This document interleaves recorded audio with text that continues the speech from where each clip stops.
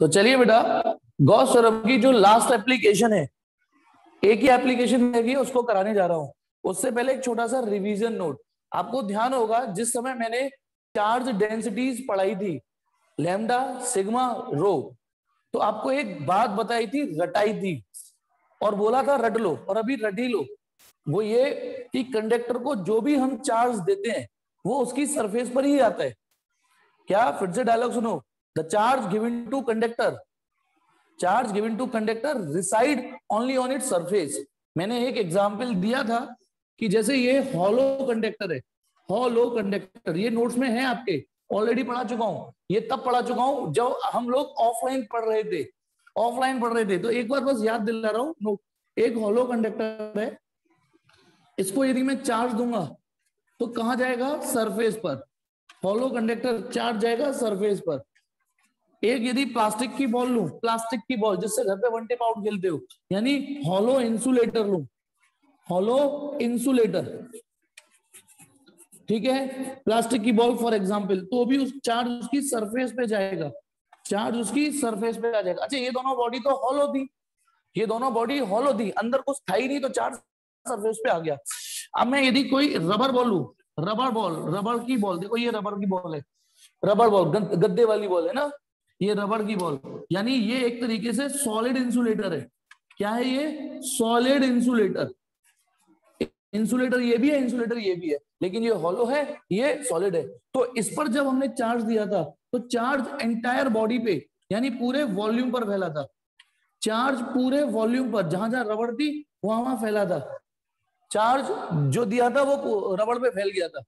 लेकिन मगर परंतु यदि मैं एक सॉलिड कंडक्टर लूं, सॉलिड कंडक्टर, तो मैंने एक चीज आपको बताई थी कि कंडक्टर चाहे सॉलिड हो चाहे हॉलो हो, फिजिकली भले ही अलग बिहेव करें, कि इससे किसी का सर फोड़ दो कम लगेगी, इससे फोड़ दो तो ज्यादा लगेगी उसकी, लेकिन इलेक्ट्रोस्टैटिक के पॉइंट ऑफ व्यू से दोनों की एक ही औकात होती है। और ये डायलॉग बोला था, जैसे समुद्र में जब आप कूड़ा फेंक दो तो वो लहरों के साथ वापस किनारों पे ले आता है, तो इसमें यदि आप चार्ज दे भी दोगे तो धीमे धीमे फ्लो होके उबल के बाहर आ जाएगा। यानी ये डायलॉग, ये वाला डायलॉग ध्यान करो कि कंडक्टर, देखो सॉलिड ये भी है, सॉलिड ये भी है, लेकिन दोनों की सॉलिडिटी में अंतर क्या है? जब हमने यहाँ चार्ज दिया तो पूरे वॉल्यूम पर फैल गया, लेकिन जब यहां चार्ज दिया तो कहां कहां आ गया चार्ज? उसकी सरफेस पर, उसकी सरफेस पे। यानी एक डायलॉग बार बार बोला था, there is no charge inside the body of conductor. आज इसकी थोड़ी सी जरूरत पड़ेगी। बताइए यहाँ पे लैम्डा सिग्मा या रो, किसका कॉन्सेप्ट यूजफुल होगा? कौन सा ज्यादा सटीक बैठेगा, जो इसकी पर्सनैलिटी को सूट करे? बताइए, लैम्डा वाली या सिग्मा वाली या रो वाली? लैम्डा क्यों चलेगा कि नहीं? ये सर हॉलो कंडक्टर, मैंने बोला यहां लैम्डा क्यों चलेगा बेटा? एक मिनट एक मिनट एक मिनट, गंवार बनने की बात कर रहे हो। जब मैंने बोला स्फीयर, तो स्फीयर की तरह सोचो ना, स्फीयर तो स्फीयर की तरह सोचो। अरे ये रिंग नहीं है, ये रिंग नहीं है, ये बेटा ये रिंग नहीं है, ये सरफेस पर है, तो यहां सिग्मा का कॉन्सेप्ट चलेगा, सरफेस। यहां किसका कॉन्सेप्ट चलेगा? प्लास्टिक की बॉल। बताइए, लैम्डा सिग्मा रो, क्योंकि चार्ज यहां सरफेस पर, charge is distributed over the surface, तो यहां भी सिग्मा चलेगा। यहां किसका कॉन्सेप्ट चलेगा बोलो? लैम्डा सिग्मा या रो? इस वाले में चार्ज लेंथ पर फैला है या एरिया पर फैला है या वॉल्यूम पर फैला है, उसी हिसाब से सोचो। जी हाँ, रो, यहां पर रो का कॉन्सेप्ट चलेगा। और यहां बताइए, यहां किसका कॉन्सेप्ट चलेगा लास्ट? यहां बताइए लास्ट किसका? यहां चलेगा, जी हाँ, सिग्मा का। और एक डायलॉग याद कर लीजिए, चाहे वो हॉलो कंडक्टर हो चाहे सॉलिड कंडक्टर हो, इन शॉर्ट वो कंडक्टर हो, उसके नसीब में रो है ही नहीं। फॉर कंडक्टर रो हमेशा जीरो होता है। कंडक्टर के लिए वॉल्यूम चार्ज डेंसिटी हमेशा जीरो होती है, हमेशा। कंडक्टर अपने वॉल्यूम में कभी भी चार्ज नहीं समेट पाता, कभी नहीं समेट पाता। आज हमें थोड़ी सी इसकी जरूरत पड़ेगी। अच्छा, अब इलेक्ट्रोस्टैटिक में सपोज करिए, इलेक्ट्रोस्टैटिक में आपको यदि ये और ये दे दिए जाए तो ये तीनों एक जैसे ही हैं। देखो ये तीनों दिख रहा है। इलेक्ट्रोस्टैटिक के पॉइंट ऑफ व्यू से, इलेक्ट्रोस्टैटिक के पॉइंट ऑफ व्यू से ये तीनों एक जैसा रोल प्ले करेंगे, क्योंकि देखो ये हॉलो है, ये सॉलिड है, ये हॉलो इंसुलेटर है। तीनों में क्या समानता है? तीनों में समानता ये है कि चार्ज सरफेस पर ही टिका हुआ है।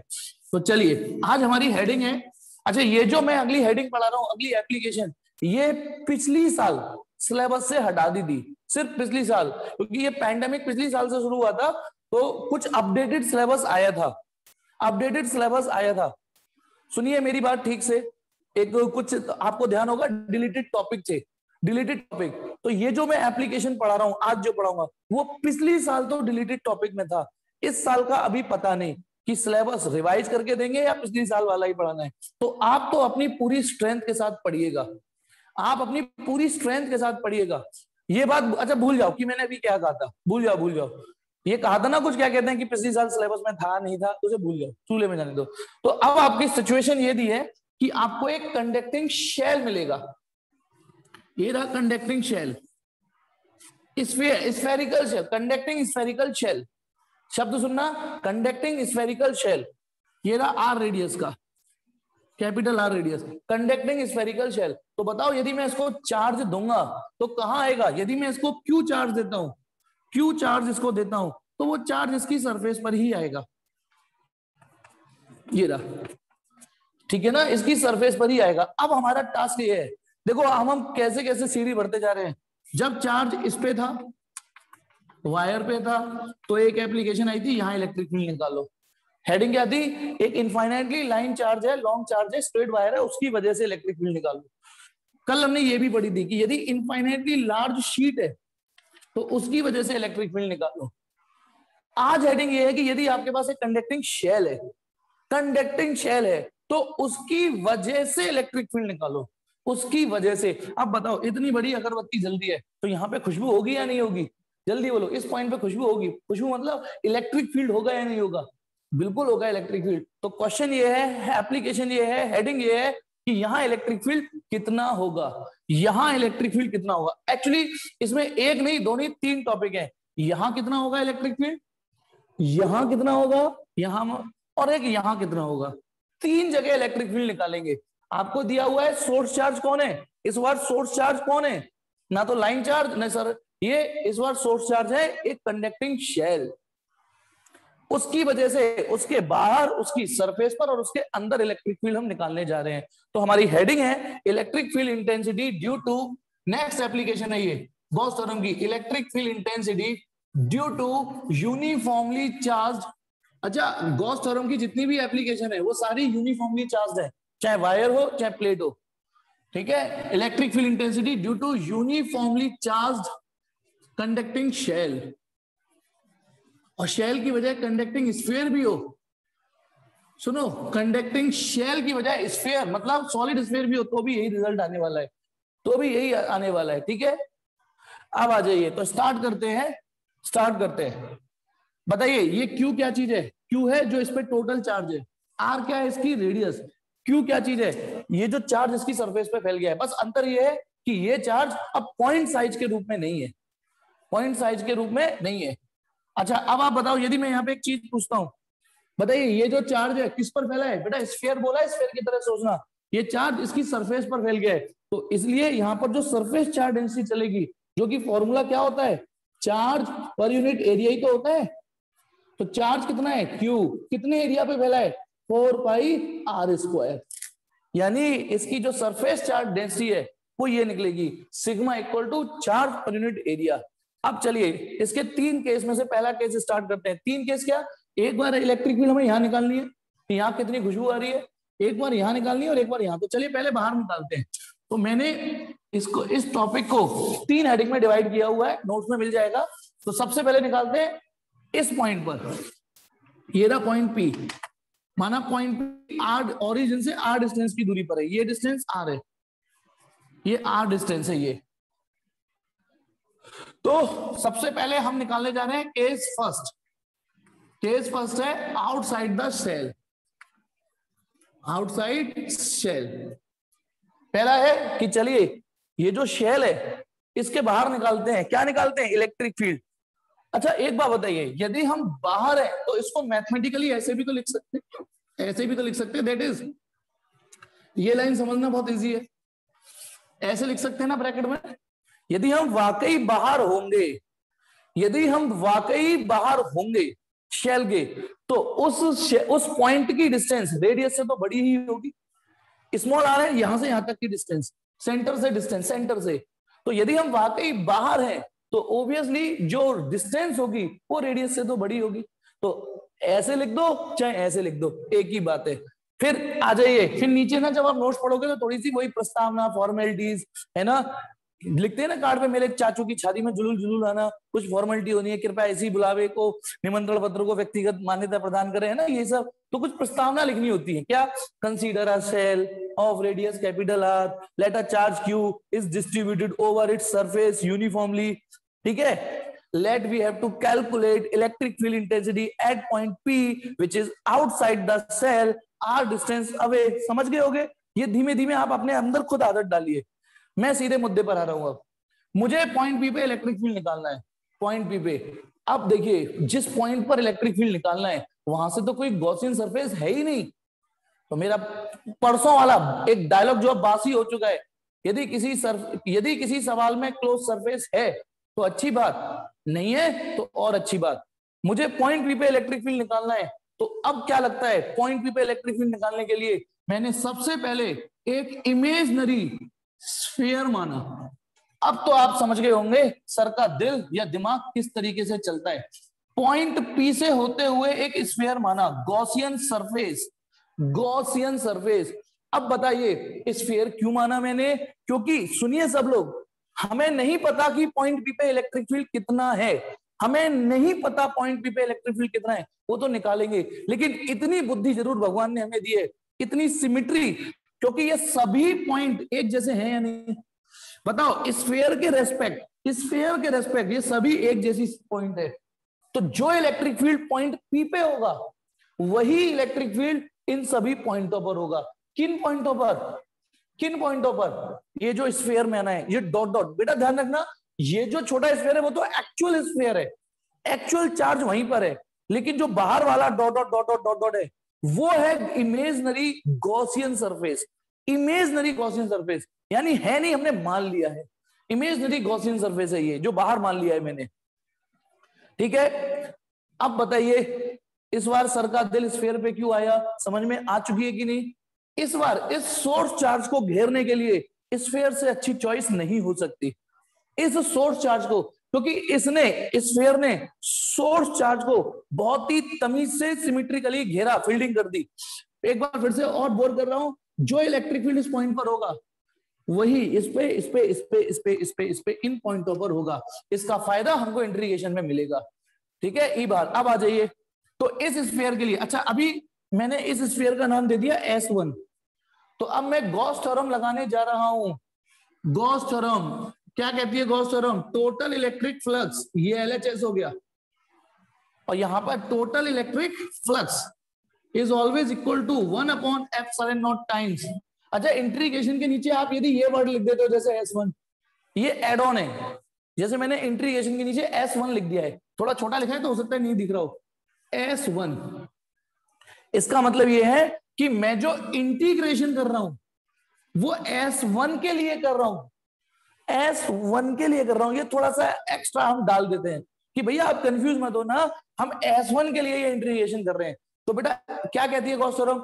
Total electric flux is equal to 1/ε0 times the net charge enclose by the surface. बताइए इसने कितना चार्ज अपने अंदर एनक्लोज कर रखा है, ठीक है, ये बताइए इसने कितना चार्ज अपने अंदर एनक्लोज कर रखा है? इसने सारा का सारा क्यू चार्ज एनक्लोज कर रखा है अपने अंदर।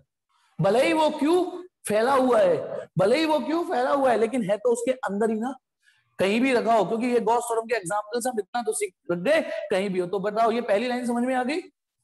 पहली line, this is the statement of Gauss theorem, जहां से हम शुरुआत करते हैं। फिर स्फीयर में ना एक खूबी और होती है जो सिलेंडर में भी नहीं थी। बताइए यदि मैं इस पॉइंट पे एक छोटी सी सरफेस लेता हूं, एक छोटी सी सरफेस, बहुत छोटी सी सरफेस, समझ गए होगे ये किस तरीके से मानते हैं? तो इसका नॉर्मल तो इधर डलेगा, एन कैप है ना, नॉर्मल, और इलेक्ट्रिक फील्ड क्योंकि ये पॉजिटिव चार्ज है, यदि मैं यहाँ पॉजिटिव टेस्ट चार्ज रखूं तो मैं ऐसे भगेगा। तो ये जो लाइन जा रही है रेडियली, ये इलेक्ट्रिक फील्ड है। इलेक्ट्रिक फील्ड की डायरेक्शन निकालना तो अब आपको आ चुका होगा। इलेक्ट्रिक फील्ड की डायरेक्शन कैसे निकालते हैं? आप एक इमेजिनरी पॉजिटिव टेस्ट चार्ज रखिए, वो जिधर भगे, क्योंकि इसके अंदर पॉजिटिव चार्ज है सोर्स चार्ज, वो टेस्ट चार्ज को ऐसे ही भगाएगा। तो बताइए इस डॉट को खोलें, ईडीएस, जल्दी बोलो कॉस कितना आएगा, ईडीएस कॉस, एक बार फिर से बताइए, ईडीएस कॉस 0। और मजे की बात है आज हमें इस इंटीग्रेशन के 3 या 6 टुकड़े नहीं करने पड़ेंगे। क्यों नहीं करने पड़ेंगे बताओ? हमने पिछली 2 एप्लीकेशन में, हाँ करिए बिल्कुल ठीक, पिछली 2 एप्लीकेशन में इंटीग्रेशन के 3 टुकड़े किए थे। बताइए मुझे आज इसके टुकड़े क्यों नहीं करने पड़े? कौन टाइप करके बताएगा कि आज हमने सीधे एंगल क्यों रख पाए? स्फीयर में ये एक्स्ट्रा खूबी और होती है, वो इसीलिए ना निकुंज इनफाइनाइट नहीं, क्योंकि इसमें मैं कहीं भी छोटा सा स्फीयर ले लूं, कहीं भी छोटा सा स्मॉल स्फीयर ले लूं, स्मॉल सरफेस ले लूं, सरफेस, तो वहां पे एन कैप इधर और इलेक्ट्रिक फील्ड भी इधर, यानी हर जगह एंगल 0 मिलेगा। सिलेंडर में क्या था, हर जगह एंगल 0 नहीं था, कुछ जगह 90 था, तो 3 टुकड़े कर लिए थे। यहाँ पे हर जगह एंगल 0 मिला इसलिए।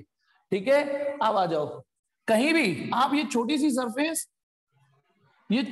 सरफेस आप कहीं भी ले सकते हो, वहां पे यही एंगल मिलेगा, Q अपॉन एप्सिलॉन नॉट। अब देखिए हमारी सिमेट्रिकल सरफेस मानने का फायदा, ये E क्या चीज है, इस पॉइंट पर इलेक्ट्रिक फील्ड जो मौजूद है, इस पॉइंट पर E जो है, ठीक है, और ये पूरी सरफेस का इंटीग्रल है। इस पूरी सरफेस पर E की वैल्यू एक जैसी है, इन सभी पॉइंटों पर E, तो ये E बाहर आ जाएगा। यही तो फायदा लेते हैं हम, Q अपॉन एप्सिलॉन नॉट। बोलो ये भी समझ में आ गया होगा। यानी E क्यों बाहर आया, क्योंकि आपने जिस सरफेस का इंटीग्रल कर रहे हो उस जगह, जिस सरफेस का इंटीग्रेशन कर रहे हो उस सरफेस के हर पॉइंट पर E एक जैसा है। अब ds का इंटीग्रेशन हो गया S, Q upon epsilon not. S, ds माने स्मॉल सरफेस एरिया, S माने टोटल सरफेस एरिया। बताइए ये टोटल सरफेस एरिया कितना होगा? ध्यान रखना आप इसका इंटीग्रेशन कर रहे हो और इसकी जो रेडियस है वो स्मॉल r है, स्मॉल r, तो इसलिए surface area 4 pi small r square होगा, Q अपॉन एप्सिलॉन नॉट। यानी E कितना आ गया, E आ गया 1 upon 4 pi epsilon not Q upon r square. मजे की बात देखिए इस रिजल्ट में, हर रिजल्ट में कुछ ना कुछ खूबी आ रही थी। जैसे कल जब रिजल्ट आया था तो electric field independent of r आया था, r का कोई रोल ही नहीं आया था। आज इस रिजल्ट को घूर घूर के देखिए, ठीक है, घूर के देखिए इस रिजल्ट की खूबी। देखी इस रिजल्ट की खूबी बताता हूं, ये रिजल्ट हूबहू ऐसा है जैसे कि ये पॉइंट चार्ज हो। देखिए यदि ये सारा चार्ज, समझिए मैं क्या कह रहा हूं, ये सारा चार्ज फैला हुआ ना होके, भगवान मुझे शक्ति दे दे, भगवान मुझे शक्ति दे दे कि मैं स्फीयर को यूं करके शक्तिमान बना दे, यूं करके निचोड़ दूं, तो बताइए यदि मैं इस पूरे चार्ज को, ये जो पूरा चार्ज है कैपिटल R रेडियस के स्फीयर पे जो फैला हुआ है, उसको यूं दबा के पॉइंट कर दूं और यहां रख दूं, तब तो ये पॉइंट चार्ज हो जाता, तब भी तो यही रिजल्ट आता। यानी आपके लिए एक आसान बात क्या हो गई, आपको एक नया फॉर्मूला नहीं याद करना पड़ा। देखो जब लाइन चार्ज आया था तो इलेक्ट्रिक फील्ड का नया फॉर्मूला आया, याद करना पड़ा। जब प्लेट आई थी, भले ही रिजल्ट R के इंडिपेंडेंट था, पर याद तो करना पड़ेगा ना। लेकिन मजे की बात, आज जो रिजल्ट आया है इसे आप पहले से ही जानते थे, पर यह नहीं पता था कि साला पॉइंट चार्ज का रिजल्ट और स्फीयर का रिजल्ट एक जैसा आता है। ये बात आज से पहले ये नहीं पता थी कि साला, ये तो ध्यान करो, पॉइंट चार्ज का भी तो फॉर्मूला यही आता है, KQ upon R square, KQ upon R square. यानी आपकी आंखें इतनी खुलनी चाहिए, आपको इतनी बातें खुल जानी चाहिए कि साला ये रिजल्ट हूबहू किस जैसा है, कंटिन्यू करो सेंटेंस को कि ये रिजल्ट किस जैसा है, हूबहू किससे मैच कर रहा है, सेंटेंस पूरा करो, किससे मैच कर रहा है। अरे इलेक्ट्रिक फील्ड कूलम्स लॉ क्यों आ रहा है भाई, कूलम्स लॉ क्यों आ रहा है भाई, ये पॉइंट चार्ज जैसा रिजल्ट है, ये पॉइंट चार्ज जैसा रिजल्ट है। लेकिन ये बात हमें डेरिवेशन करने से पहले थोड़ी नहीं पता थी। चलिए एक चीज तो निपटी, क्या निपटा दिया आपने, इसको मैं नाम दे रहा हूं 1। आपने अभी आउटसाइड निकाला है, अभी आपने आउटसाइड निकाला है इलेक्ट्रिक फील्ड, आउटसाइड। अब आप यहां पे निकाल चुके है ना, एक ऐसे पॉइंट पर जो R डिस्टेंस की दूरी पर कैपिटल R से बाहर था। अब आते हैं यहां की बजाय यदि यहां पे निकालना हो इलेक्ट्रिक फील्ड, यहां पर, बताओ किन पॉइंटों की बात कर रहा हूं मैं, किन पॉइंटों की बात कर रहा हूं। अब बात कर रहा हूं खुद स्फीयर पर, अब बात कर रहा हूं खुद स्फीयर पर, यानी इस जगह हो पॉइंट। तो अगली हेडिंग है case second. Case second, case second है at the surface. At the surface, surface यानी आपको कुछ नहीं करना, आर की वैल्यू कैपिटल आर रख दो, खत्म कहानी। समझिए मैंने क्या बोला है। यदि आप सरफेस पर इलेक्ट्रिक, अच्छा ये बताओ, आप यहां की बजाय यहां निकालते तो आर की वैल्यू थोड़ी बढ़ जाती, और जाते तो और बढ़ जाती, आर थोड़ा इधर आओगे तो कम हो जाएगी। यदि ये पॉइंट यहां ना होके यहां होता, ये पॉइंट यहां ना होके एग्जैक्टली यहां होता, तो इसका मतलब आपके आर की वैल्यू कितनी हो जाएगी, कैपिटल आर। तो आप क्या करिए, आप इस आर की जगह, स्मॉल आर की जगह कैपिटल आर रख देता हूं। That is equation 1 becomes, equation 1 becomes, equation 1 क्या बन जाएगी, E equal to 1 upon 4 pi epsilon not Q upon, बस स्मॉल आर की जगह क्या रख दो, कैपिटल आर स्क्वायर। लो, यानी आउटसाइड ये रिजल्ट लगाना है, एट द सरफेस ये लगाना है। गौर से देखो सरफेस पर भी रिजल्ट कैसा आ रहा है, जैसे कि ये पॉइंट चार्ज हो, ऐसा आ रहा है, ऐसा आ रहा है जैसे ये सारा का सारा चार्ज यहां ना फैला। अच्छा एक बात सोचिए समझिए, मैं आपको एक टास्क दे रहा हूं, ये सपोज करो सारे चार्ज में झाड़ू लगा लूं, इकट्ठा कर लूं और गोली बना लूं, तो इस गोली का चार्ज की वैल्यू कितनी हुई, Q, और उस गोली को यहां रख दूं, उस गोली को O पर रख दूं, तो बताइए यहां पर इलेक्ट्रिक फील्ड निकालना, यहां पर इलेक्ट्रिक फील्ड निकालना आपके लिए आसान होगा कि नहीं होगा। बताइए इस सारे चार्ज को जो कि सरफेस पे फैला हुआ है, उसकी गोली बना के मैं यहां रख दूं, गोली बना के यहां रख दूं, तो बताइए यहां की वजह से इलेक्ट्रिक फील्ड सरफेस पर ये आएगा, इसकी वजह से इलेक्ट्रिक फील्ड यहां ये आएगा। यानी आपको कुछ नहीं करना, आपको बस ये करना है कि आज जो हमने पढ़ा है, आज जो हमने पढ़ा है वो बिल्कुल ऐसे बिहेव कर रहा है जैसे कि सारा का सारा चार्ज सरफेस पे नहीं, उसके सेंटर पर कंसंट्रेट हो। यानी रिजल्ट तो ऐसे आ रहे हैं, रिजल्ट तो ऐसे आ रहे हैं कि चार्ज सरफेस पे नहीं, सारा उस पे सेंटर पे कंसंट्रेट हो। ठीक है, हाँ अब आ जाइए, कौन बताएगा आप तीसरी हेडिंग। अच्छा एक चीज और, इस रिजल्ट को थोड़ा सा और सजा सकते हैं, इस रिजल्ट को एक और तरीके से सजावट कर सकते हैं। The above result can also be expressed as, सोचो इस Q एप्सिलॉन नॉट को इधर ले लूं, देखो एप्सिलॉन नॉट को इधर ले लूं, बाकी 4 पाई आर स्क्वायर एक साथ लिख दूं, तो सोच के देखो Q upon 4 pi R square, Q upon 4 pi epsilon, Q upon 4 pi capital R square, ये क्या चीज है, सिग्मा। तो इतने को आप E equal to 1 upon epsilon not sigma, यानी इस रिजल्ट को ऐसे भी लिख सकते हो। अब एक चीज और सुनिए, कुछ कंजरे क्या सोचेंगे, सर इसको भी तो लिख सकते हैं। अच्छा क्या इस रिजल्ट को भी ऐसे लिख सकते हैं क्या, इस रिजल्ट को भी ऐसे लिख सकते हैं क्या, जो हरकत मैंने यहां करी, जो हरकत मैंने यहां करी, क्या वो यहां कर सकते हैं। कई लोग बोल रहे हैं नो, अच्छा नो का रीजन है किसी के पास, नो तो बोल रहे हैं बहुत सारे लोग, बताओ नो का रीजन भी टाइप कर दो। हाँ क्योंकि ये जो Q चार्ज है वो 4 pi are capital R square की रेडियस पर फैला हुआ है, फैला हुआ तो यहां पर है ना भाई, चार्ज जिस एरिया पर फैला होगा उसी को तो सिग्मा बोलोगे। अब यहां charge 4 pi small R square है, वहां थोड़ी नहीं फैला हुआ, तो केवल इस रिजल्ट को आप कन्वर्ट, इस रिजल्ट को कन्वर्ट कर पाए आप। ठीक है ना, तो कंडक्टर, स्फेरिकल कंडक्टर, सुनो स्फेरिकल कंडक्टर की सरफेस पर आप इस रिजल्ट को भी यूज कर सकते हो, लेकिन मतलब की बात उसी पे ध्यान देना। दिस इज सेकंड, मैं क्या कर रहा हूं, ये है आउटसाइड, ये रिजल्ट कब यूज करना है, जब आप आउटसाइड हो, ये रिजल्ट कब यूज करना है, जब आप सरफेस पर हो। अब बताओ हेडिंग पूरी हो गई या कुछ रह गया है, अब टाइप करो। हाँ कृति ने, कन्हैया ने ठीक बोला, तीसरी हेडिंग है अब इसकी, अब हम अंदर निकालेंगे। देखो ये तो हमारा शेल था, अच्छा थोड़ा मोटा कर देता हूं इसको, थोड़ा सा मोटा कर देता हूं, शेल वैसे भी तो शेल ही है, ठीक है, ये शेल था हमारे पास, ठीक है। अब आपने यहां निकाल लिया, आपने सरफेस पे निकाल लिया, अब आप अंदर निकालने जा रहे हो, तो case third, case third, case third है inside the cell, inside shell.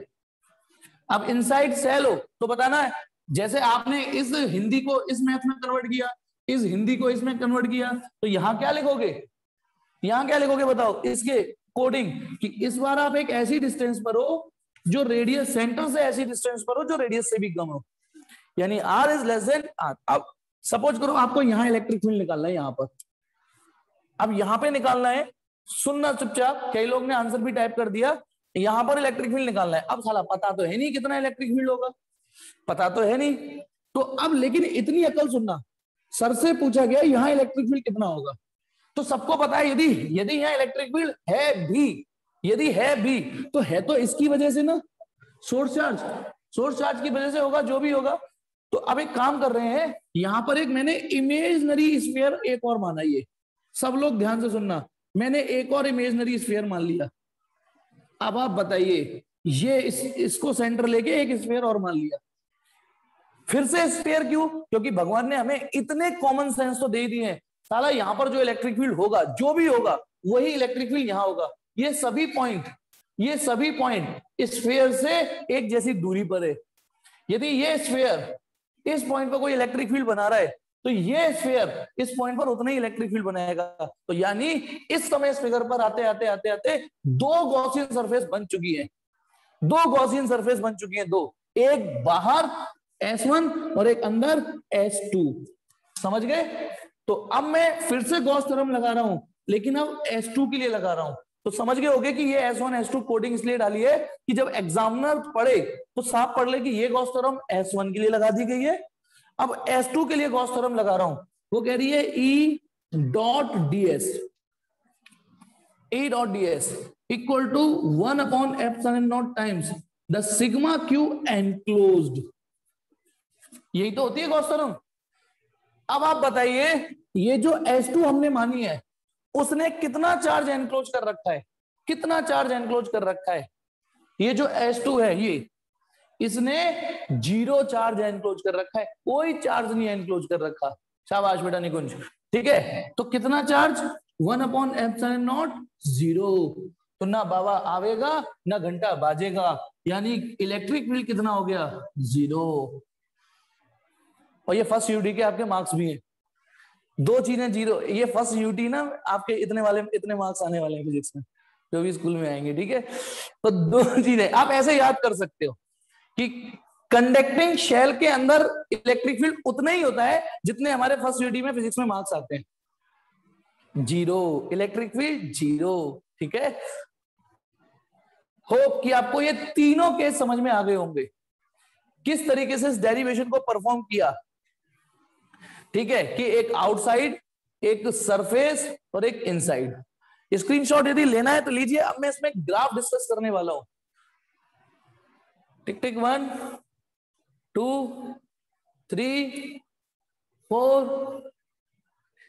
हाँ, अब देखिए मैं एक चीज और क्लियर कर रहा हूं। अब आप एक चीज सुनिए, यदि आपने ये रिजल्ट ढंग से पढ़ लिया तो मैं एक बार और ढंग से सुनना मेरी बात।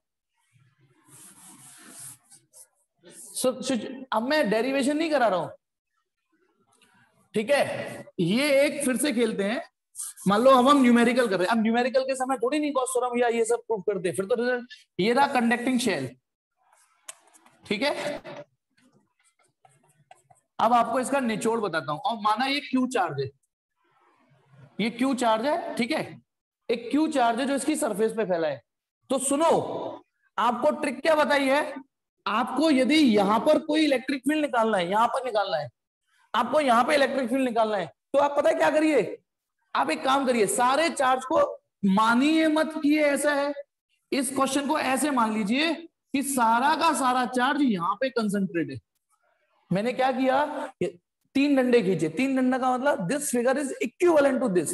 भले ही चार्ज सरफेस पर है, लेकिन ये बिहेव कैसे कर रहा है, जैसे सारा का सारा चार्ज यहां पर हो। अच्छा ये बताइए, अब आपसे मैं कहूं यहां इलेक्ट्रिक फील्ड निकालिए, यहां पर, यहां निकालिए, तो आपको कुछ नहीं करना, सारा चार्ज यहां इमेजिन करो, बताइए, लगा दीजिए फॉर्मूला, बताओ इसकी वजह से यहां इलेक्ट्रिक फील्ड लगा दीजिए, यही वाला आ जाएगा KQ/R²।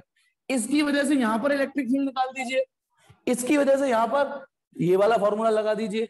लेकिन अब अपनी मेरी बात ढंग से सुन लेना, कंडक्टिंग शेल का बिहेवियर हूबहू पॉइंट चार्ज जैसा होता है। कंडक्टिंग शेल का, मेरी बात सुन ले तनीषा, एक कंजड़े उसको स्त्रीलिंग में कन्वर्ट कर दे, मेरी बात पूरी हो गई। चलो हाँ, मेरा फ्लो बिगाड़ दिया, रुक जा, क्या था मैं, ठीक। ये जो स्फीयर है, यदि हमने इसको क्या ट्रिक से समझा, क्या ट्रिक से समझा कि इसको सारे के सारे चार्ज को आप सेंटर पर मान लीजिए, सारा का सारा चार्ज सेंटर पर मान लीजिए। लेकिन कब, यदि आपको कोई कैलकुलेशन इस कंडक्टिंग शेल के बाहर या सरफेस पे करनी हो तो, बाहर या सरफेस पे करनी हो तो सारे चार्ज को सेंटर पे मान लेना। अब मान लो ये रहा चार्ज और आपने सारे चार्ज को सेंटर पे मान लिया, और कैलकुलेशन करनी है आपको अंदर, कैलकुलेशन करनी है अंदर, और फिर भी आपने सारे चार्ज को सेंटर पे मान लिया तो गड़बड़ होगा। क्योंकि इस कॉन्सेप्ट को यदि हम यहां भी यूज करेंगे, यदि यही ट्रिक यहां भी यूज करेंगे तो गड़बड़ रिजल्ट आएगा।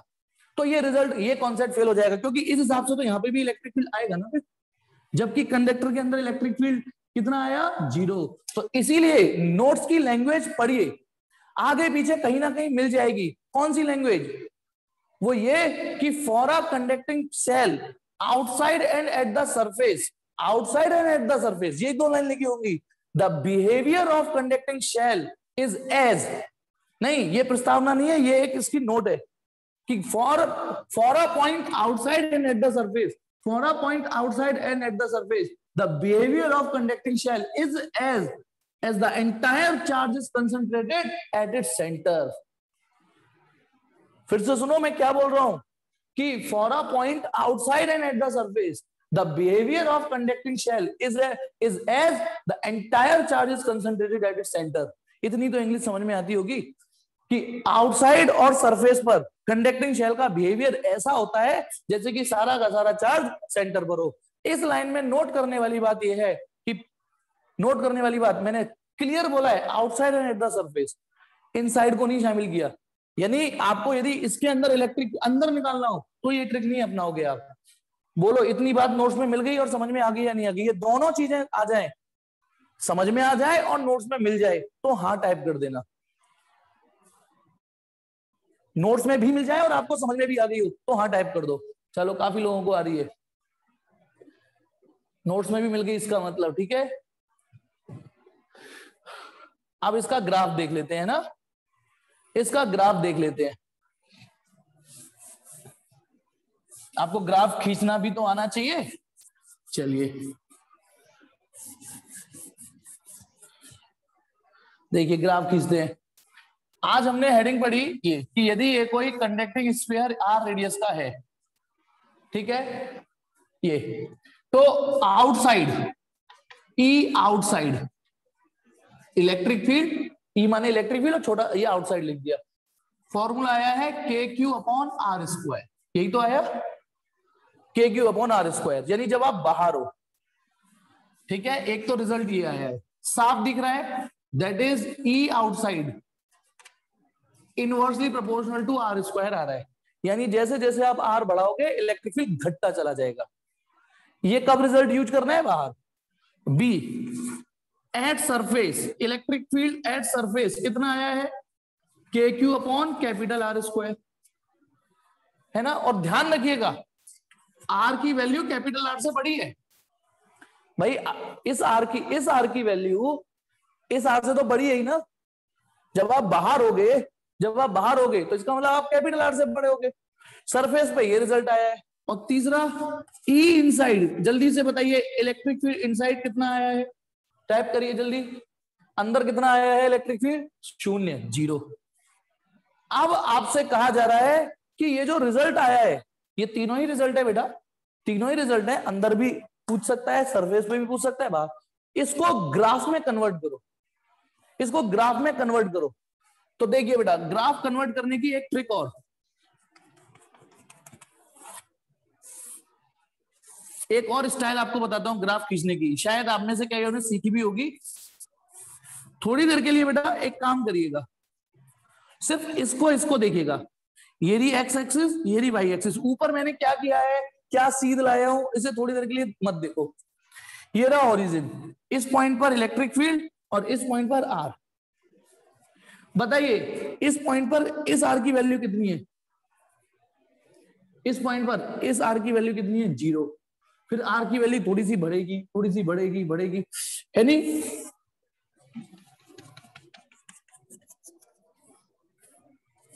और आर कभी तो बढ़ते बढ़ते 1 2 3 4 5, सपोज करो आर की वैल्यू कभी तो कैपिटल आर होगी। ये वो पॉइंट है, ये वो पॉइंट है, ये जब आर 1 2 3 4 5 होते होते तभी तो कैपिटल आर होगा। इसका मतलब ये हुआ यहां से लेके यहां तक के जितने भी पॉइंट है वो कैपिटल आर से छोटे हैं, तो ये कैपिटल आर से बड़े हैं। नहीं समझे? ये वाला जो पॉइंट है, सपोज करो आर 0 1 2 3 4, इसका मतलब ये, यदि ये point R equal to capital R है तो इसका मतलब इन पॉइंटों पे हम अंदर है और इन पॉइंटों पे हम बाहर है और यहां सरफेस पर है। अब मैं ग्राफ खींच रहा हूं, आ जाएगा बेटा, आ जाएगा ग्राफ समझने। बताइए जब तक हम अंदर हैं इलेक्ट्रिक फील्ड 0 है या नहीं? देखो ग्राफ ये खींचा यहां तक, ये ग्राफ है, थोड़ा डार्क कर दिया है, ये ई 0 है बेटा, 0 इलेक्ट्रिक फील्ड है यहां पर, इन पॉइंटों पर। किन पॉइंटों पर? यहां पर, यहां पर, यहां पर, जब तक हम स्फीयर के अंदर हैं। अच्छा अब आपको मैं बताता हूं ऊपर से क्या चीज लाया हूं। ऊपर से ये चीज बनाना कंपलसरी नहीं है लेकिन समझना। देखो सेंटर से सीधे सीधे यहां तक लाया हूं एक लाइन, ये कैपिटल आर की सीध में लाया हूं। यदि मैं यहां पर हूं तो इसका मतलब मैं यहां पर हूं, थोड़ा सा आगे बढ़ो, थोड़ा सा आगे बढ़ो, थोड़ा सा आगे बढ़ो, थोड़ा सा आगे बढ़ो। यदि मैं यहां पर हूं तो इसका मतलब यहां आ गया हूं। तो बताओ इन पॉइंटों पर इलेक्ट्रिक फील्ड कितना है? जल्दी बोलो, इन पॉइंटों पर जहां मेरी उंगली मूव कर रही है, इन पॉइंटों पर इलेक्ट्रिक फील्ड कितना है? 0। क्यों? क्योंकि इनका मतलब हम अंदर है, इनसाइड है, अंदर इलेक्ट्रिक फील्ड 0 है। इस पॉइंट पर आ गया मैं, इसका मतलब सरफेस पर आ गया, है ना? अब मुझे ये बताइए अंदर इलेक्ट्रिक फील्ड 0 है, सरफेस पर ये है, फिर बाहर जाएंगे तो ये लगेगा, फिर धीमे धीमे ये घटने लगेगा। तो सबसे हैवी, सबसे हाईएस्ट इलेक्ट्रिक फील्ड कहां रहा? इन तीनों रिजल्टों को एक साथ कंप्रेस करके एक साथ सोचिए तीनों को। आपको क्या लगता है सबसे हाईएस्ट इलेक्ट्रिक फील्ड कहां पर है?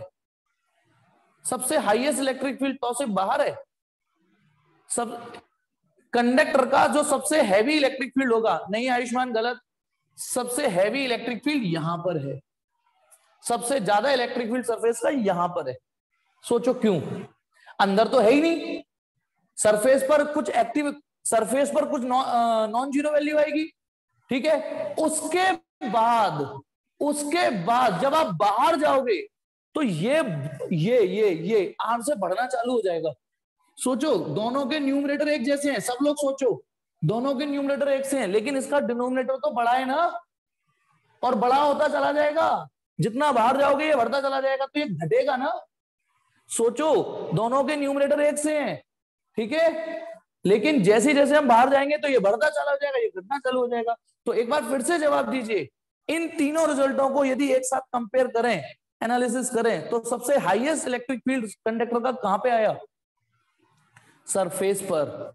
कहां आया? सरफेस पर। ये मैक्सिमम इलेक्ट्रिक फील्ड है, और उसके बाद inversely proportional to R square. तो सुनो, यहां पर इलेक्ट्रिक फील्ड 0 0 0 0, जैसे ही हम सरफेस पर आ गए तो बेटा समझिएगा, यहां बीच में चली गई मीटिंग, यहां मतलब यहां पर इलेक्ट्रिक फील्ड 0, थोड़ा आगे बढ़ेंगे यानी ग्राफ में यहां आएंगे इलेक्ट्रिक फील्ड 0, थोड़ा और जाएंगे अभी भी अंदर हो, ग्राफ में यहां जाओगे 0। अब आप यहां यदि आ गए इस पॉइंट पे, इसका मतलब आप यहां सरफेस पर हो, तो ग्राफ में यहां सरफेस पर आ गए तो यहां कुछ इलेक्ट्रिक फील्ड आएगा, यानी कुछ लिख देता हूं, कुछ मार्क, ठीक है। और उसके बाद जो इलेक्ट्रिक फील्ड होगा क्या हो गया बेटा?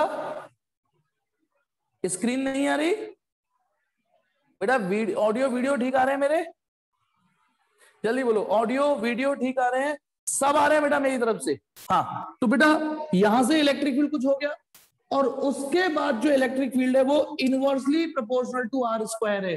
तो सब जानते हैं इनवर्सली के ग्राफ ऐसे जाते हैं, और टच नहीं करेंगे बेटा इससे, नॉट टचिंग, इसको टच नहीं करेंगे, कल बताया था। बताओ क्यों नहीं टच करते, याद है आपको? यानी इलेक्ट्रिक फील्ड इनवर्स, देखो ये आउटसाइड आ चुके, अब आप बाहर आ चुके, आउटसाइड, ई आउटसाइड आ चुके हो आप, और outside electric field inversely proportional to R square है, inversely proportional to R square है।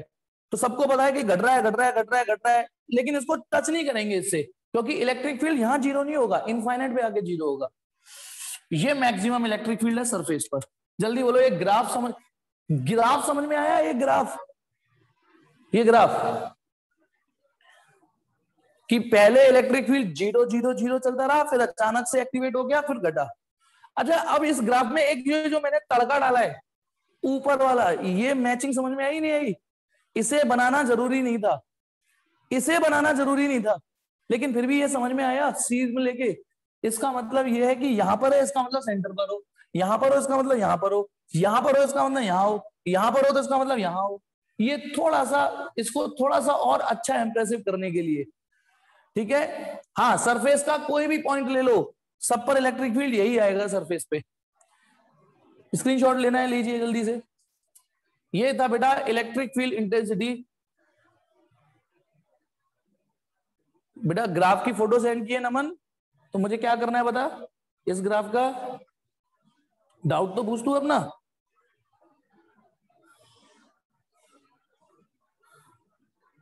ये इसका ग्राफ नहीं है बेटा, बेटा ये इसका ग्राफ नहीं है नमन। नमन, ओ नमन, अच्छा बच्चा है तू, पढ़ने वाला है, लेकिन ये इसका ग्राफ नहीं है। तू पूछना क्या चाह रहा है ये बता। साइड हट रहा हूं बेटा, हट रहा हूं।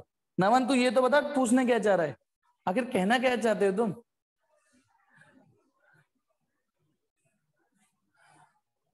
हाँ, होप कि आपने स्क्रीनशॉट ले लिया होगा, ठीक है। आओ आ जाइए।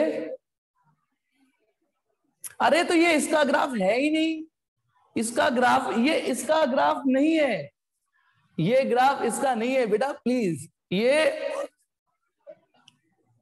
ठीक है, ये जो तू ग्राफ दिखा रहा है ना, वो इसका नहीं है, वो है, चल बता देता हूं, पढ़ियो। ये है ग्राफ किसी, जैसे रबड़ की बॉल है, रबड़ की बॉल है, रबड़ की बॉल पे चार्ज देगा नमन तो ऐसी तो आएगा। अच्छा सब लोग सुनो, कंपटीशन लेवल पे चलते हैं थोड़ा सा। ये मैंने एक रबड़ की बॉल को चार्ज दिया, सुनो सब लोग, थोड़ा सा कंपटीशन लेवल डिस्कस करते हैं नहीं। तो बताओ, यदि मैंने क्यू चार्ज जैसे शेल को दिया, तो शेल को दिया हुआ चार्ज तो सरफेस पर ही रुक गया, टिक गया, ये क्यू चार्ज। यदि ये क्यू चार्ज मैंने किसी इंसुलेटिंग बॉल को दिया होता नमन और बाकी सब बचे, तो वो पूरे वॉल्यूम पर आता ना?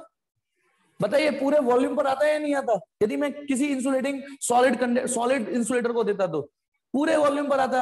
अब आप सब लोग एक चीज सुनिए, यदि मुझे यहां इलेक्ट्रिक फील्ड निकालना है, नमन तू भी ढंग से सुनियो, यदि यहां इलेक्ट्रिक फील्ड निकालना है यानी बाहर, तो रिजल्ट हूबहू ये आएगा। सोच के देखो क्यों आएगा बाहर। यदि मुझे यहां इलेक्ट्रिक फील्ड निकालना है तो हूबहू यही आएगा। पता है क्यों? क्योंकि मैं इसको लेके एक इमेजिनरी स्फीयर मानूंगा, है ना। तो क्या होगा, इसने भी तो, इस स्फीयर ने भी तो सारा का सारा चार्ज अपने अंदर ही समेट रखा है, तो यही रिजल्ट आएगा। सरफेस पर भी यही रिजल्ट आएगा। तो ये दो रिजल्ट तो हूबहू आएंगे, लेकिन जब आप इसके अंदर इलेक्ट्रिक फील्ड निकालोगे नमन, यहां पर कोई कहे कि यहां इलेक्ट्रिक फील्ड निकालो यहां पर, और अब आप जब यहां पर स्फीयर निकाल मानोगे इमेजिनरी, तो क्या इस इमेजिनरी स्फीयर ने अब भी अपने अंदर नेट चार्ज 0 एनक्लोज कर रखा है नमन? क्या इस इमेजिनरी स्फीयर ने अपने अंदर 0 चार्ज एनक्लोज कर रखा है? नहीं कर रखा ना नमन? का जवाब नहीं आया, बस नहीं कर रखा। तो इस बार ई इनसाइड 0 नहीं होगा, इस बार ई इनसाइड, ये उसका ग्राफ है जो तूने भेजा है, जो तूने भेजा है ना, वो इसका ग्राफ है। मैंने कंडक्टिंग सेल पढ़ाया है अकॉर्डिंग टू सिलेबस, है नहीं? और जब आप इसको समझ गया नहीं समझ गया नमन, और ये तो खैर सिलेबस में है नहीं, लेकिन मैं जब तूने पूछा है तो सबसे बोल रहा हूं, आप सब लोग ई इनसाइड निकालने की कोशिश करना, सब लोग ई इनसाइड निकालने की कोशिश करना, क्योंकि आउटसाइड और सरफेस पे तो यही आएगा, है ना। अब मैं एक होमवर्क में क्वेश्चन दिया था, यदि आप इस सवाल को लगता है कि सर करा दें, तो मैं तो नहीं कराने वाला, लेकिन इस सवाल से थोड़ा सा अपग्रेडेड, इस सवाल से और अच्छा, इससे भी अच्छा एक सवाल मैंने होमवर्क में दिया था, याद है? कल एक होमवर्क में क्वेश्चन दिया था, एक होमवर्क में क्वेश्चन दिया था और मैंने कहा था ट्राई करना। हाँ जी, एग्जाम्पल 1.13, और होप कि हम में से कई लोगों का नहीं हुआ होगा, ये सच बात भी है। कितने लोगों का हो गया? एग्जाम्पल 13वां, एग्जाम्पल 13। ईमानदारी से बताइएगा, कोई बेइज्जती खराब नहीं होगी आपकी, सीरियसली बोल रहा हूं, कोई बेइज्जती खराब नहीं होगी। किसी का हुआ? नहीं हुआ ना? मैं कराने जा रहा हूं। अच्छा, टीना का हो गया? अच्छा, नहीं हुआ सर मेरा, हाँ मतलब नहीं हुआ। चलिए, तो टीना मैं माइक ऑन करूं? टीना कुछ कुछ समझाएगी? टीना का टशन देखो, इजी था, इसमें क्या बात थी। चलो, अच्छा टीना कुछ बोलेगी माइक पे, चलिए कोशिश। हाँ कोई बात नहीं, कोशिश। टीना को मैं थोड़ा, एक मिनट, माइक का अनम्यूट करना है ना, मैं ऐसे ही दे देता हूँ। टीना समझियो कैसे किया, शायद तेरा तरीका अच्छा हो, मैं उसको अपनाऊं।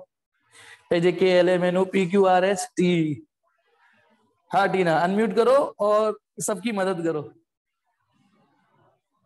टीना अपने आप को अनम्यूट करो और मदद करो थोड़ा सा। अरे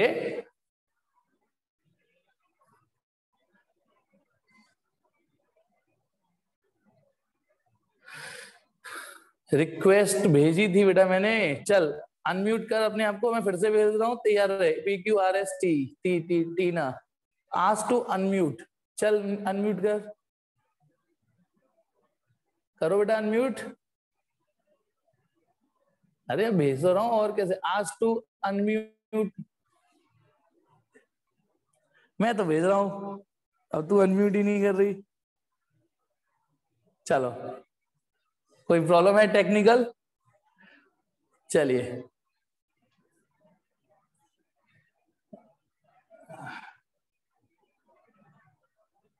हाँ हाँ हाँ सही बोला, अबे अबे सही बोल रहा है। हाँ चलिए, अब इस सवाल को करने के लिए तैयार हो जाइए। ये जो सवाल जो मैं करा रहा हूं, इसका सॉल्यूशन नोट्स में नहीं है, इसलिए इसको तमीज से कराऊंगा, तमीज से स्क्रीनशॉट लेना और तमीज से अपनी नोटबुक में करना। तो एग्जाम्पल 1.13 है, पेज नंबर, हाँ हाँ बेटा कन्हैया मुझे पता है, कन्हैया पता है मुझे। पेज 40, पेज 40, पेज 40 पर एग्जाम्पल 1.13। बहुत बहुत बहुत शानदार क्वेश्चन है बेटा, इसको कर डाला तो गॉस थ्योरम काफी हद तक झिंगा लाला। ठीक है, आपको गॉस थ्योरम के काफी टेक्निकल और समझ में आएंगे। तो क्वेश्चन 13 में पढ़ रहा हूं, पेज कौन सा है? 40, पेज 40 पर एग्जाम्पल 1.13। ठीक है, कमर कस लीजिए बेटा।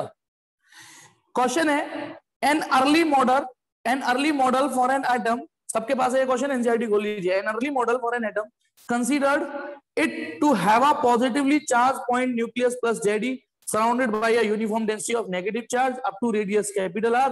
The atom as a whole is neutral. For this model, what is the electric field at a distance R from the nucleus? Question मैं समझा रहा हूं, मैंने तो पढ़ दिया फॉर्मेलिटी में, अब समझिए। देखिए, वो ये कह रहा है कि अर्ली मॉडल ऑफ एटम, जिस समय हम एटम के बारे में ज्यादा डिटेल में नहीं जानते थे, एटम के बारे में ज्यादा एक्यूरेसी से नहीं जानते थे, तो एक वक्त ऐसा भी था, एटम को ऐसा माना गया था, सुनो, एटम हमेशा क्यूरियोसिटी का रहा है। डाल्टन ने तो ये कहा था एटम नहीं टूटेगा, एटम दुनिया का सबसे छोटा पार्टिकल है। फिर थॉमसन मॉडल आया, थॉमसन ने तरबूजे की तरह बताया, फिर और भी चीजें आई। ठीक है, तो सुनिए अब सब लोग, एक वक्त ऐसा भी आया था जब एटम को ऐसा माना गया था, सुनेंगे सब लोग, एटम को क्या माना गया था कि एटम पर दो तरीके के चार्ज होते हैं, एक प्लस जेडी और एक माइनस जेडी। भाई एटम पर दोनों चार्ज होते हैं, ये एक्सेप्ट कर लिया गया था, प्लस जेडी माइनस जेडी। तो ओवरऑल चार्ज कितना हुआ एटम पर, ये बताओ, एटम पर ओवरऑल चार्ज कितना हुआ? एटम पर ओवरऑल चार्ज हुआ 0, है ना। एटम पर दो तरीके के चार्ज होते हैं, प्लस जेडी माइनस जेडी। लेकिन ये उस समय की बात है जिस समय ये डिस्कशन चल रहा था, तो ये कि इसको तो पॉइंट चार्ज की तरह माना गया था कि ये तो सारा सेंटर पर है, ये तो सारा सेंटर पर है, और ये पूरे एटम के वॉल्यूम पर फैला हुआ है। मतलब एटम ऐसा माना गया था, एक वक्त ऐसा था कि ये तो है एटम,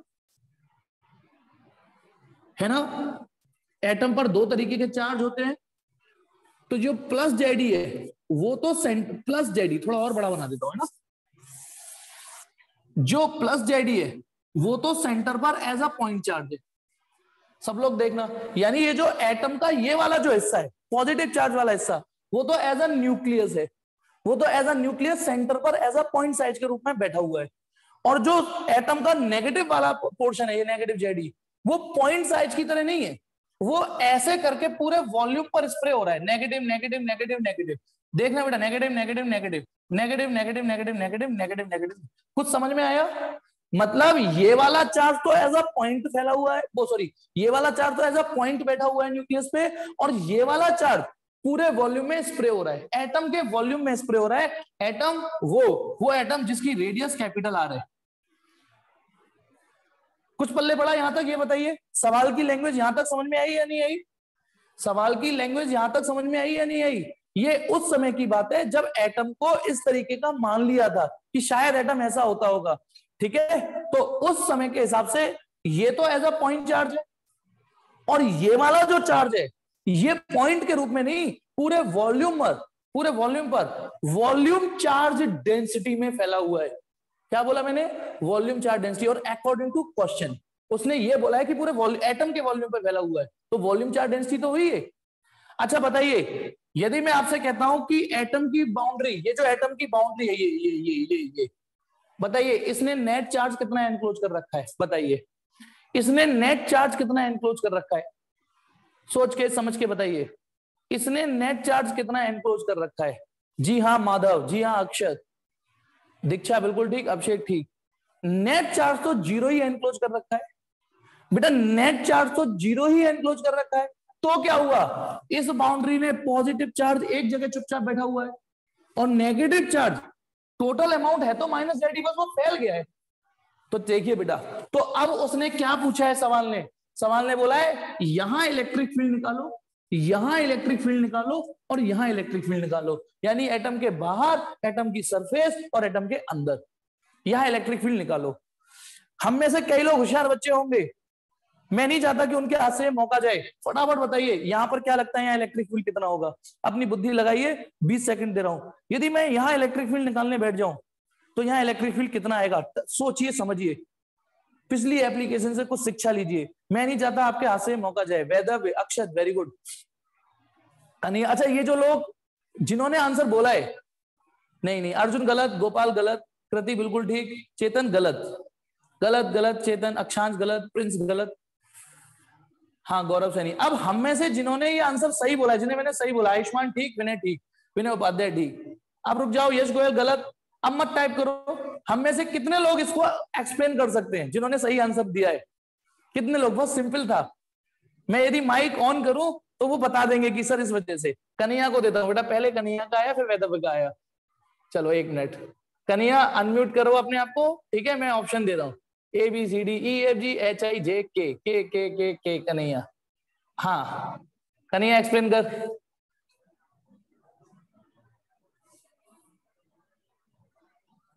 आवाज आ रही है कन्हैया? मेरे को नहीं आ रही है नहीं आवाज, बोल।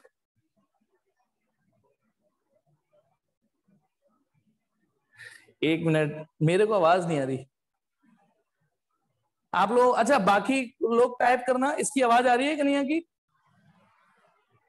देखना, नहीं आ रही बेटा, किसी को नहीं आ रही तेरी आवाज। चल कोई नहीं, वैदव्य को करते हैं ना, वैदव्य को परमिशन देता हूँ, म्यूट कर दो अपने को। वैदव्य ने भी हाथ खड़ा किया था, वैदव्य आप अनम्यूट करो। हेलो सर, आवाज आ रही है? सर आवाज आ रही है? है क्या वैदव्य, आवाज आ रही है? सर आप ब्लूटूथ तो लगा लो सर। वैदव्य इसकी आ रही है? अच्छा, पर मुझे क्यों नहीं आ रही? एक मिनट, मुझे क्यों नहीं आ रही आवाज? ये एक मिनट, फिर से बोलिए। सर आ रही है आवाज? हाँ आ रही है, साला इसकी वजह से नहीं आ रही थी। हाँ वैदव्य बोल। सर कि जो Q एनक्लोज्ड होगा, जो नेट चार्ज है वो 0 होगा। एक मिनट, फिर से बोलिए वैदव्य, बहुत धीमी आवाज आई, फिर से बोल। सर क्योंकि जो Q एनक्लोज्ड होगा वो 0 होगा नेट चार्ज। हाँ वेरी गुड, अरे इतनी सी बात थी, इतनी सी बात थी जो इस क्वेश्चन में है, ठीक। हाँ अच्छा ये बताओ, मेरी आवाज वापस आ गई नहीं आ गई? मेरी आवाज वापस इंटेंसिटी से आ गई नहीं आ गई? मैंने वो अभी माइक का प्लग निकाल दिया था, जैक, ठीक। हाँ तो चलिए बेटा स्टार्ट कर रहा हूं मैं। क्वेश्चन ये था कि आपको एक एटम दिया हुआ है, पुराने अंदाज का एटम दिया हुआ है। जब इस अंदाज में एटम पढ़ा गया होगा तो आपको यहां इलेक्ट्रिक फील्ड निकालना है। तो चलिए सबसे पहले अब करिए, कोई बात नहीं, मैं सवाल कराता हूं, ठीक है। यहां पर मैं इलेक्ट्रिक फील्ड निकालने जा रहा हूं। तो बताइए पिछले सवाल में हमने क्या सीखा था? यदि तुमको यहां इलेक्ट्रिक फील्ड निकालना है तो यहां से होते हुए एक इमेजिनरी स्फीयर मानो। तो मैंने यहां से होते हुए एक इमेजिनरी स्फीयर माना, ये, और इसका नाम दे दिया स्फीयर S1। तो सब लोग मुझे ये बताइए, ठीक है, हो सकता है 2 बार स्क्रीनशॉट लेना पड़े, बताइए आउटसाइड बताइए, यदि मैं गॉस थ्योरम लगाऊं E.ds तो 1/ε0 टाइम्स सिग्मा क्यू एनक्लोज्ड आएगा। यदि मैं इस वाले, ये जो इमेजिनरी गॉसियन स्फीयर है, ये क्या है? ये एटम है बेटा, ये तो एटम है, और ये इमेजिनरी गॉसियन, मैं इसको तमीज से इसलिए लिख रहा हूं क्योंकि नोट्स में नहीं है आपके, इमेजिनरी गॉसियन स्फीयर, ठीक है। अब बताइए S1 के लिए मैंने ये भी लिख दिया, S1 के लिए मैं लगा रहा हूं, या फिर अभी छोड़ो इसके लिए। तो बताइए 1/ε0 टाइम्स इसने कितना चार्ज अपने अंदर एनक्लोज कर रखा है? इस बड़े वाले स्फीयर ने कितना चार्ज एनक्लोज कर रखा है? इसने +Z भी एनक्लोज कर रखा है और -ZE भी एनक्लोज कर रखा है। दोनों ही चार्ज इसने अपने अंदर एनक्लोज कर रखे हैं। तो क्या हुआ? वो पॉइंट के रूप में, वो स्प्रे के रूप में, तो ये फाइनली ये 0 आएगा। क्या आएगा? 0। और आउटसाइड ही नहीं, आउटसाइड एंड एट सरफेस, इन दोनों जगह, that is R greater than equal to R, यानी इन दोनों जगह, केस फर्स्ट। और बीच में बेटा ये थोड़ी सी लैंग्वेज अभी के अभी लिखना चाहो तो लिख देना, 3 लाइनें छोड़ दी हैं। ये 3 लाइन प्रस्तावना होनी चाहिए कि consider an imaginary sphere S1 which enclose the atom symmetrically, ठीक है। लिखूं मैं? कंसीडर मैं लिख देता हूं, क्योंकि consider an imaginary sphere S1 which enclose atom symmetrically।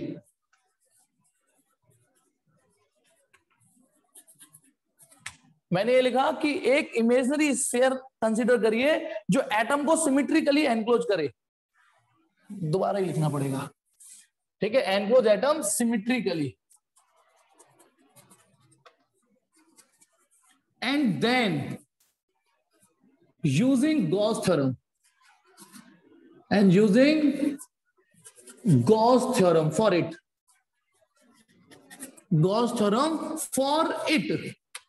यानी लैंग्वेज प्रॉपर होनी चाहिए आपकी कि इसके लिए गॉस थ्योरम यूज कर रहा हूं। तो क्या लगेगी गॉस थ्योरम?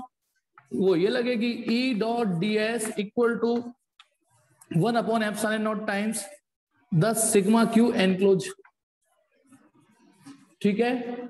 और जब आप सिग्मा क्यू एनक्लोज लिखोगे तो +ZE भी एनक्लोज है और -ZE भी एनक्लोज है, ये आंसर 0 आ गया। पहले तो इसका स्क्रीनशॉट ले लीजिए। हाँ करे धरे फिर कपड़ा फेरना पड़ा। चलिए जल्दी से बेटा स्क्रीनशॉट लीजिए इसका, टिक टिक 1, टिक टिक 2। हाँ मैं स्क्रीनशॉट भेज दूंगा ग्रुप में। यदि आपका ब्लर आ रहा है तो मैं कैसे भेजू, रुक जा बेटा। देखियो कन्हैया तेरा स्क्रीनशॉट ठीक आ रहा है? कन्हैया तेरा स्क्रीनशॉट ठीक आ रहा है? हाँ ठीक आ रहा है ना, ठीक। तो कन्हैया से मैं मंगवा लूंगा। चलिए अब आ जाइए, ये आपने कहां का रिजल्ट निकाला? आउटसाइड और एट सरफेस। क्योंकि यदि, एक मिनट सुनिए, यदि ये पॉइंट यहां ना होकर यहां होता, यहां होता, बाउंड्री पे होता एटम की, तो भी उसने इतना ही चार्ज एनक्लोज करना था। अब आ जाइए कहानी में ट्विस्ट, केस सेकंड, ठीक है, केस सेकंड। देखिए net positive charge of atom, यहां से के सेकंड दोबारा इसमें net positive charge of atom, बताइए कितना है? Net positive charge of atom वो है +Jd। इसके ब्रैकेट में लिखा हूं it is as a point charge at nucleus. मैंने क्या लिखा? अब मैं नए सवाल की तैयारी कर रहा हूं। Net positive charge of atom कितना है? फिर से बोलो, net positive charge of atom +Jd है, पर ये ब्रैकेट में लिख दिया ये एज अ पॉइंट चार्ज बैठा हुआ है, ये पॉइंट चार्ज के तरह बैठा हुआ है। फिर आते हैं net negative charge, net negative charge of atom, इसको मैंने क्यों लिख दिया? वो -Jd होगा। बोलो, नेट नेगेटिव चार्ज नेगेटिव। अब इसके ब्रैकेट में क्या यही लिखूं? हाँ या ना में जवाब दो। It is also as a point charge. क्या ये नेगेटिव, जो नेगेटिव चार्ज है, ये भी पॉइंट चार्ज की तरह है? यस या नो? नहीं, it is distributed, it is distributed uniformly, uniformly over the volume of atom, over the volume of atom. ये एटम के वॉल्यूम पर यूनिफॉर्मली फैला हुआ है, ठीक है, स्प्रेड है, बिल्कुल स्प्रे भी बोल सकते हो। अब आ जाइए, ठीक है। अब मुझे यहां पर इलेक्ट्रिक फील्ड निकालना है। सुनो, यहां पर let we have to calculate electric field at point P। Let we have के सेकंड चालू कर देता हूं यहीं से। सुनो बेटा, के सेकंड, यहां सॉरी, के second inside atom, inside atom. अब मुझे यहां पर भी तो इलेक्ट्रिक फील्ड निकालना है, यहां पर इनसाइड एटम, यानी R लेस देन R, ठीक है। तो फिर वही फॉर्मल लैंग्वेज, फॉर्मेलिटी वाली language, let we have to calculate electric field intensity at point P inside atom. देखो लैंग्वेज सुनना, थोड़ी सी परेशान जरूर हो रहे होगे, लेकिन प्रॉपर तरीका न्यूमेरिकल करने का यही होता है। ये रहा पॉइंट P, ठीक है, इनसाइड एटम। फिर क्या करते हैं? Inside atom. अब मैं यहां से लेके, मुझे यहां इलेक्ट्रिक फील्ड निकालना है, यहां निकालना है इलेक्ट्रिक फील्ड। मुझे नहीं पता यहां इलेक्ट्रिक फील्ड कितना होगा, पता ही नहीं, लेकिन इतनी जरूर भगवान ने बुद्धि दी है कि इन सभी पॉइंटों पर एक जैसा होगा। इतनी बुद्धि मुझे भगवान ने दी है, आपको भी दी है, कि मुझे ये नहीं पता कितना होगा, पर इतना जरूर पता है कि इन पॉइंटों पर एक जैसा होगा। आपको भी समझ में आ गया होगा। This is S2। तो now consider an imaginary, consider an imaginary sphere S2। ध्यान रखना, S2 कंसीडर करना है। ये रहा imaginary sphere S2। Now consider an imaginary sphere S2 passing through P। किस पॉइंट से पास कर रहा है ये स्फीयर? पॉइंट P से पास हो रहा है। And then using Gauss theorem for it, and then using Gauss theorem for it. अब मैं इसके लिए गॉस थ्योरम यूज कर रहा हूं, तो बताइए इसके लिए यदि मैं गॉस थ्योरम यूज करूं तो इस सरफेस का इलेक्ट्रिक फील्ड का इंटीग्रल करूं तो 1/ε0 टाइम्स, क्या अब भी 0 आएगा? मुझे पहले अपनी बुद्धि और विवेक का यूज करके बताइए, क्या इस स्फीयर में भी नेट चार्ज एनक्लोज 0 है क्या? वैद्य ने ठीक जवाब दिया, अवन ने भी ठीक जवाब दिया, तौसिफ ने भी, प्रियांशु ने भी। इन लोगों का कहना है, कृति ने भी ठीक, अच्छा ने भी ठीक। इन लोगों का कहना है कि सर अब की बार इन्होंने 0 चार्ज एनक्लोज नहीं किया। कौन सा? बिल्कुल ठीक, 0 नहीं है अब, क्योंकि कुछ नेगेटिव चार्ज बाहर रह गया, कुछ नेगेटिव चार्ज इसके बाहर है जो हमें कंसीडर ही नहीं करना। तो बताइए इसके अंदर कौन सा चार्ज डोमिनेट कर रहा है, पॉजिटिव वाला या नेगेटिव वाला? इस स्फीयर के अंदर कौन सा वाला चार्ज डोमिनेट कर रहा है, पॉजिटिव वाला या नेगेटिव वाला? हाँ, क्योंकि पॉजिटिव जेडी तो पूरा एनक्लोज है, पॉजिटिव जेडी तो ये रहा, वो तो पूरा एनक्लोज है, लेकिन नेगेटिव जेडी का कुछ हिस्सा बाहर रह गया। तो ठीक है, तो यहां पे आएगा सिग्मा क्यू एनक्लोज्ड, है ना। अब सुनना, इसका डॉट, थैंक गॉड स्फीयर है, स्फीयर है, स्फीयर का डॉट प्रोडक्ट आपको पता है कैसे हटता है, ठीक है। स्फीयर का डॉट प्रोडक्ट कैसे हटता है सबको पता है, E D S cos zero, thank God, पहली बार। क्योंकि बेटा मैं भसड़ नहीं करना चाह रहा कि मैं एक छोटा सा स्फीयर लूं, छोटा सा स्फीयर लूं, उस पे एन कैप दिखाऊं और उसका इलेक्ट्रिक फील्ड भी इधर ही होगा, दिखा दिया मैंने तो चलो ठीक है। तो थैंक गॉड इधर का काम तो ये हो गया स्फीयर का। उधर 1/ε0 टाइम्स। अब देखिए मैं क्या करने जा रहा हूं, क्या इसने पूरा का पूरा पॉजिटिव जेडी एनक्लोज कर रखा है, ये बताओ। अभी मैं प्लस लिखूंगा, लेकिन क्या बताइए, इसने पूरा का पूरा जेडी एनक्लोज कर रखा है, हाँ, लेकिन plus Q dash, Q dash का मतलब है negative charge and negative amount of negative charge. इस क्यू डैश का मतलब बता देता हूं, amount of negative charge, amount of negative charge enclosed by S2।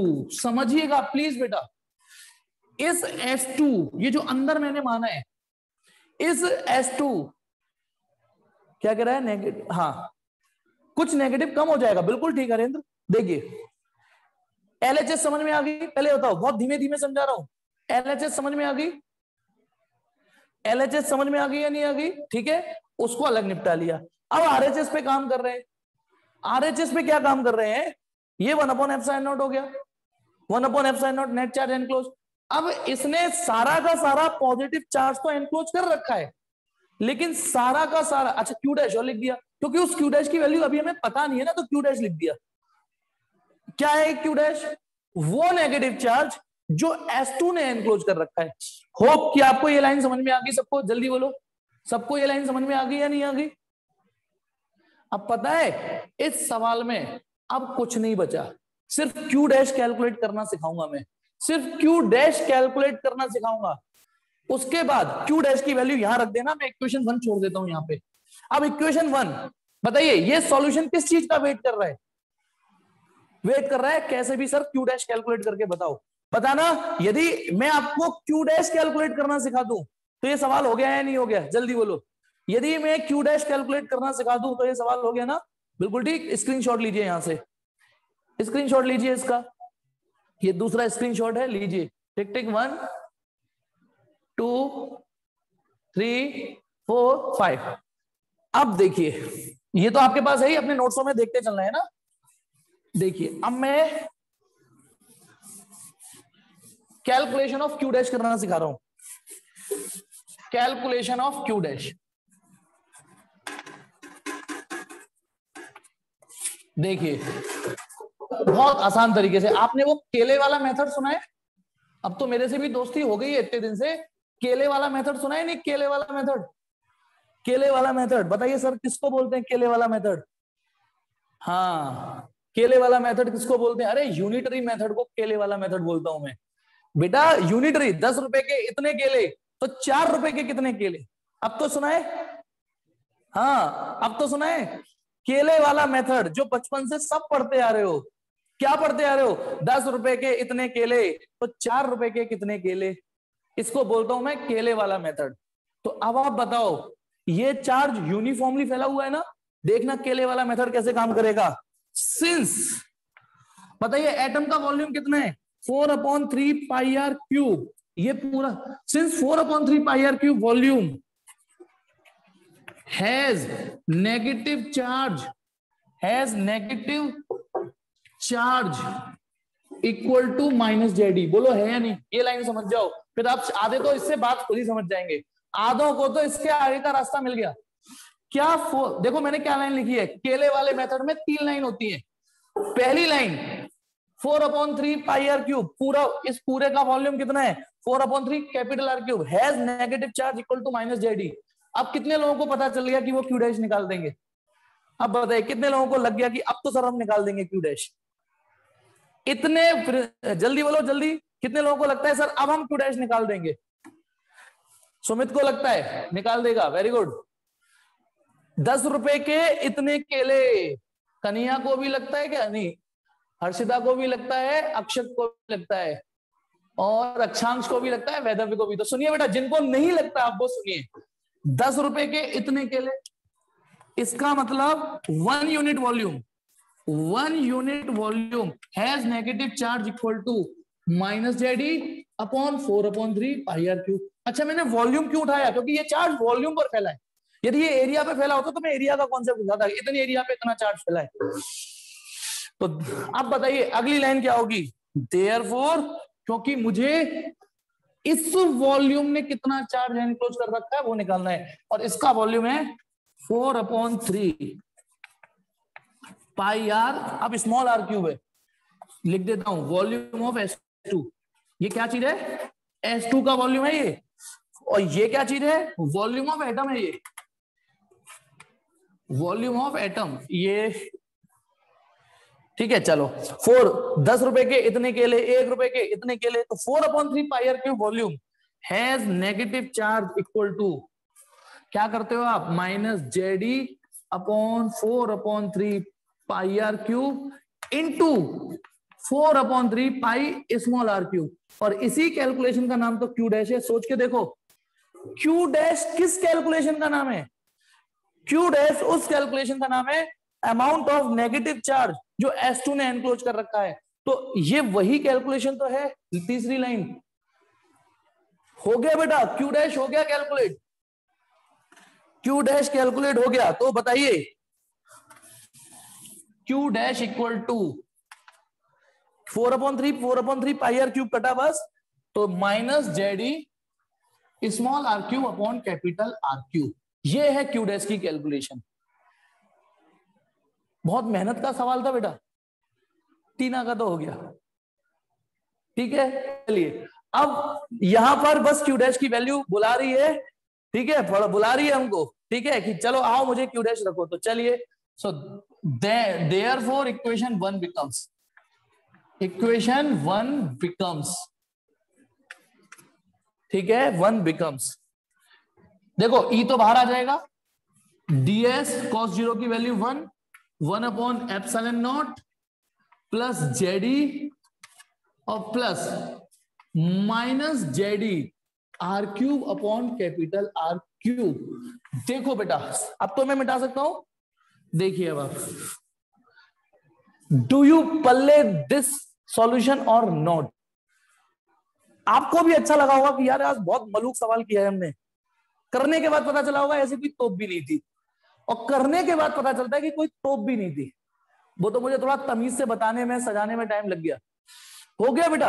अब बताइए ई ds का इंटीग्रेशन s, ठीक है, ds का इंटीग्रेशन s, बिल्कुल कॉन्फिडेंस बढ़ना चाहिए s, और इसमें से क्या कॉमन आ रहा है? जेडी कॉमन आ रहा है अपॉन एप्सिलॉन नॉट। यहां क्या बचेगा? 1 minus R cube upon R cube. ठीक है, अब इस s को क्या लिख सकते हो? इस s को लिख सकते हो 4 पाई, s माने सरफेस एरिया, ds माने स्मॉल सरफेस एरिया, s माने टोटल सरफेस एरिया। किसका टोटल सरफेस एरिया? जिसका आप इंटीग्रेशन करते हो। आपने सरफेस S2 का इंटीग्रेशन पहला है, ये कितना हो गया? Ze upon epsilon not 1 minus R cube upon capital R cube. मैं एक्चुअली एग्जैक्ट आंसर की फॉर्म में लेके आता हूं। ठीक है, अब E इक्वल टू 4 पाई नीचे ले आ रहा हूं, Z e upon 4 pi epsilon not 1 upon R square 1 minus R cube upon R cube. और यदि आपको एनसीईआरटी से एग्जैक्टली मैच करना है तो इस आर स्क्वायर को नीचे ले जा रहा हूं, E equal to Ze upon 4 pi epsilon not 1 upon R square minus R upon R cube. भाई जब आर स्क्वायर यहां जाएगा तो ये 1 अपॉन आर स्क्वायर और एक कट जाएगा। तो आप इस रिजल्ट को गौर से देखिए, नहीं नहीं, यहाँ पे तो छोड़ दिया मैंने, लेकिन मैं एक चीज बता रहा हूं आपको, यदि एनसीईआरटी से मैच करना है तो बेटा एनसीईआरटी में नीचे से 1 2 3 4 5 6 नीचे से 7वीं लाइन देखिए, यहां पर ये लिख रहा है, देखो नीचे से 7वीं लाइन देखिए, ये आपको आंसर मिल जाएगा। यहां जहां पर ये लिखा है, पता है इसका क्या मतलब है? इसका मतलब ये है कि ये रिजल्ट तब एप्लीकेबल है जब आप r r पर हो। इसका स्क्रीनशॉट लीजिए बेटा पहले। हाँ, और आपको एक और अच्छी चीज दिखाऊं, अगली क्लास ज्वाइन, हाँ जिसको आज की क्लास में डाउट हो उसे ज्वाइन करनी है। और हाँ, पहले स्क्रीनशॉट लो, टिक टिक 1 2 3 4 5।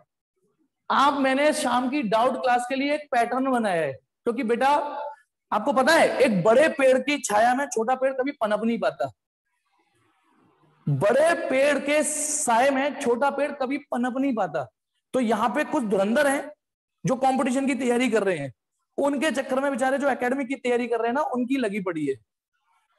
साफ बोल रहा हूं, है नहीं, जिनकी एकेडमिक की तैयारी कर रहे हैं बेचारे, उनके डाउट पूरे नहीं हो पा रहे। अब मुझको व्हाट्सएप पे डाउट भेजोगे तो मैं आपको एक लिंक भेजूंगा पर्सनली शाम को 7:30 के लिए, और वहां डाउट बताऊंगा। फिर से सुन लो, कोई भी मुंह उठा के आ जाता है, कभी भी आप अपने डाउट, है नहीं, 7:30 पे क्लास चालू होती है, 7:15 बजे आप डाउट भेजते हो, 7:15 बजे आप अपने डाउट 2 2:30 लास्ट 3 बजे तक भेज दीजिए डाउट। उसके बाद में उन बच्चों को पर्सनली लिंक भेज दूंगा, उनके डाउट क्लियर करने की पूरी कोशिश करूंगा। मुझे साफ दिख जाएगा कि डाउट किस लेवल के हैं। आप वैसे ही जबरदस्ती मुझे परेशान करने के लिए पूछ रहे हैं, बाकी मेहनत कर रहे हो। तो पहले तो ठीक है, अब मैं आपको इसमें एक चीज बताता हूं अच्छे बच्चों के लिए। मेरा सवाल तो हो गया बेटा, ये सवाल तो हो गया, ये सवाल तो हो गया। अब मैं आपसे एक चीज बताता हूं, ये रिजल्ट कब यूज करना है, ये रिजल्ट कब यूज कर सकते हो आप? क्या लिखा हुआ, जब आर लेस देन आर हो, है ना इनसाइड, सच्चाई है, इस रिजल्ट को कभी भी यूज कर सकते हो, सरफेस पे भी। बताइए, इस रिजल्ट को यदि आप सरफेस पर यूज करते हो तो आर की वैल्यू कितनी हो जाएगी बताओ?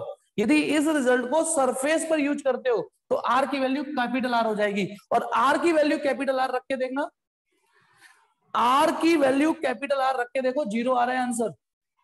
इसमें स्मॉल आर की जगह कैपिटल आर रखो, स्मॉल आर की जगह कैपिटल आर रखो, 1/r², 1/r², आंसर 0 आ जाएगा।